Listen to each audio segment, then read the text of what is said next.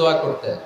স্ত্রীর জন্য দোয়া করবেন, রব্বানা হাব লানা মিন আজওয়াজিনা ওয়া যুররিয়্যাতিনা কুররাতা আ'য়ুন ওয়াজআলনা লিল মুত্তাকিনা ইমামা। ও আল্লাহ, আমার স্ত্রীদেরকে, আমার সন্তানদেরকে আমার চক্ষু শীতলকারী বানিয়ে দেন। পড়েন আমিন।